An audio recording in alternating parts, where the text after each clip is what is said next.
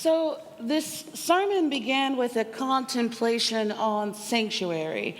Particularly, I wanted to explore the sanctuary movement and some of its various aspects, like what it is, what does it require of us, what it means in our personal lives, and questions of the like.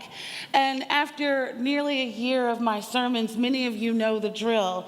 Because my focus is social justice and also community building, my writing often begins with a justice issue and ends with the personal and the spiritual. And that's intentional, of course. I truly don't believe that we're effective in justice issues without exploring the essence of those issues in our own personal lives, in our hearts, and in our communities. Essentially, for me, airplane rules always apply. We can't put on anyone else's oxygen mask without putting on ours first. Also, something I do up here is share with you all a piece of my own spiritual exploration. I approach it in such a way as to not center my own journey, but to travel my journey with each of you. And also, I have no answers. I'm living life on the edge of time, just like literally everyone else, navigating our changing world, our expanding community, and of course, my own identity and process within all of that. So when I began putting this together, I wondered if my typical formula of starting with the micro and ending with the macro or vice versa was actually called for, especially given that only last week we explored resistance in that exact kind of fashion. And what began to call to me instead was this idea within sanctuary, this idea of making space for the other, for each other, making space for ourselves, making space for not knowing, for imperfection, for our flaws, and of course always for our discomfort. So once before in the early spring this past March, I challenged myself to preach extemporaneously to y'all. And in the spirit of making space for imperfection, I explored what it was going to be like to not necessarily read from a script, to stand out from behind the pulpit, to not have this cover. And because I believe that faith community truly is a learning lab of sorts, as a space to practice being our full selves so we can take our full selves into the wider world, I wanted to preach extemporaneously today, but we didn't make it there today, friends. Instead, I decided my learning lab practice would be to speak deeply from a vulnerable place within my heart and share with you the truth of what I've discovered about myself in this year at River Road. So when I reflect on my first year at River Road, and yes, in June, I ended my first year at River Road. Can you all believe it? I've been here, and I'm loving it. And when I reflect on my first year at River Road, one of the words that always comes up for me is exposed. See, I'm an introvert. I get my energy from solitude and deep closeness. Crowds actually exhaust me. I'm more nervous up here than I ever let on. So being up here nearly every week and preaching almost every month, being this visible makes me feel incredibly exposed. And to share deeply from my life and my thoughts and my experiences, to share my personal spiritual journey in such an open way, exposed. But the anxiety and the nerves that come from this type of exposure is not just about me being an introvert. It's also fear.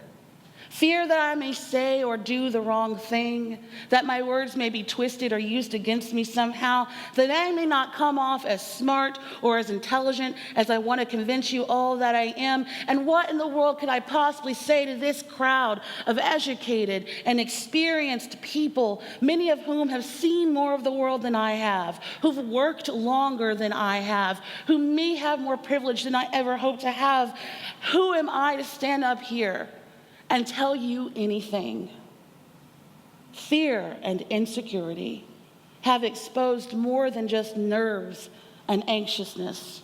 See, nerves and anxiousness, they can actually be helpful as a certain type of energy. It may just mean that there's something on one's heart that they know is bubbling up underneath the surface, and as awkward as it may be to say it, they need to, and it's worthwhile in the end. But fear and insecurity, that's not something I can think my way out of. In fact, Thinking often leads to overthinking, overanalyzing, which only speeds up the fear and the insecurity process. It can be a vicious cycle. But when I go deep, when I let my spiritual journey call me to those depths, I realize that I can't necessarily escape that fear and insecurity, but rather I can make space for it and make space for who I really am within the realities of my actual experience. And that, to me, gets to the heart of what sanctuary is, making space for who we truly are, for what we need, and for what's to come. So in her book, Becoming, Michelle Obama explores these very questions of identity and privilege and purpose, understanding where she fits into the bigger picture. She writes about an experience of going to an all-girls school in England. This school is comprised mostly of immigrant and Muslim girls, and she writes about the experience of having them work with her and her talking to them and sharing with them. She says, "You only have to look around at the faces in the room to know that despite their strengths, these girls would need to work hard just to be seen. These were girls in hijab, girls for whom English was a second language, girls whose skin made up every shade of brown. I knew they'd have to push back against the stereotypes that would get put on them. All the ways they'd be defined before they'd had a chance to define themselves. They'd need to fight the invisibility that comes with being poor, female, and of color. They'd have to work to find their voices and not be diminished, to keep themselves from getting beaten down. They would have to work just to learn." But their faces were hopeful. And now so was I. For me, it was strange, as a quiet revelation. They were me as I once been, and I was them as they could be. The energy I felt thrumming in that school had nothing to do with obstacles. It was the power of 900 girls striving. So last week, we explored a bit about the joy within resistance, how resistance happens in many ways, both big and small, loud and quiet. We touched on hope and how resistance can be a tool to tap into that hope, especially in a hopeless time. And so when we zoom in on resistance in its many forms, we encounter sanctuary as one of those forms of resistance in a very actual way. Sanctuary as a rebellious act, stating that we will harbor one another, those among us who have nowhere else to go, that the needs outweigh the risks, that we'll make space in a very physical way, that we can hold the complexities of fear and bravery, of scarcity and abundance, and that in that complexity, we can find joy. A joy that comes by making space for who we are, and that, like Michelle Obama, we can see ourselves in the other. There's a renewed mainstream discourse on sympathy versus empathy, the difference between feeling sorry for someone and being with someone through the struggle. And it's a vital and incredibly important discourse, especially as we are called into deeper levels of engagement with our world. When we sympathize, we're still centering ourselves in the larger narrative. Now, there's absolutely nothing wrong with feeling deeply for this world, but it's a fine line because we can get lost in our feelings. And then the focus gets real fuzzy. Is this about us feeling good? About absolving ourselves of guilt? About us doing a good deed? Because if it is, enough will absolutely never be enough. There's simply too much in this world. Too much injustice, too much sorrow. We are too complicit, and there aren't enough good deeds in this world to absolve us because there's always something new. With sympathy, there's an inside, outside, us and them kind of dynamic. But when we empathize, We dissolve those lines of separation. We realize that for better or for worse, we're in this together. We no longer look to rigid power structures to determine what needs to be done. Instead, we look to each other. And that shift in perspective allows us to move out of fear and insecurity and into authenticity and purpose. Essentially, we gaze upon sympathy from a distance, but we stretch into empathy with each other. That's why creating sanctuary together is real work, and so is welcoming. In our own faith organization of Unitarian Universalism, we have what we call welcoming congregations. This is traditionally focused on how we welcome our LGBTQIA family. And it wasn't that long ago that we weren't too welcoming to those of us who identify in those ways. Not because anyone was openly bigoted all the time, but because without intentionally preparing a space and making space for marginalized people, we often run the risk of harming those people in our midst. And the work of welcoming is never finished.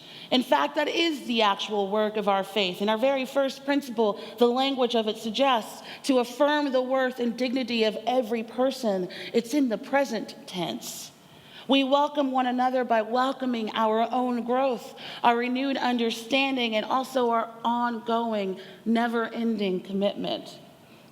I may feel exposed up here, but friends, I know I'm not alone in that, because when we gather in the sanctuary, each of us are exposed as well. We invite each other into our own journeys. We expose ourselves to conflict and imperfection. We step out from behind the cover of isolation and into the connection of community. And in that, we welcome each other to do the same. Not because it's comfortable or because it's safe or because it really makes any kind of sense to be so open and vulnerable and exposed, but because we absolutely need each other and we are called to this community for a reason. As risky as it may be, we shine our lights for each other, and we also lead and follow those lights. And that's how we're able to go into the wider world and do that for those in need. Those among us, those in our homes, in our communities, and in the world. That's how we can show up for a world in distress, regardless of the times, over and over again, that it doesn't work out. Even when we feel like we're standing in the middle of a field and nobody is around to hear how loud we're yelling and how deeply we yearn for this world to be well and to heal. No matter how often we have to come back to community, back to each other, back from conflict, no matter how difficult it gets to navigate, we know that there's something in us that calls us to regenerate, renew, repurpose, and come together. And that is real work, and that is the work of sanctuary. We find those places in our hearts where we can stretch into empathy, where we can show up not only for each other, but with each other. And as I stand here before you talking about sanctuary, I'm resisting the urge to overqualify that term. I'm resisting the urge to make a distinction between its literal, physical, brick and mortar meaning of sanctuary and also its dual political meaning in these times. I'm resisting the urge because I feel like we all need to interpret this word as we will this morning, knowing that however we interpret it, whatever it means to us, the bottom line is that it is work in big ways and in small ways. Knowing that we have no idea how we might be called into action in this year. We have no idea what's going to move us and what's going to stir our hearts. All we know is that we can prepare a place.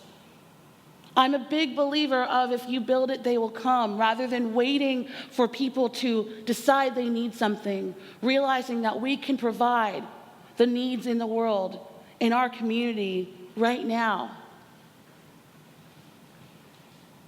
Those big and small ways that stir in our lives, that move in our hearts, ways that we can come to these challenges with clear minds, with connected hands. And so in the service of that, I want to give us all some homework today. And this week, starting today, I challenge each of us to notice those moments in which we struggle to make space.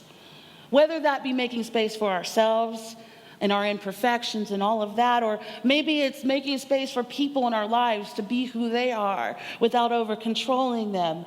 Perhaps we need to make physical space for something in our lives, maybe our homes or maybe our communities. Perhaps it's stretching into empathy to make space for something we don't quite yet understand, or maybe it's stretching into half pigeon pose to make space in our hips.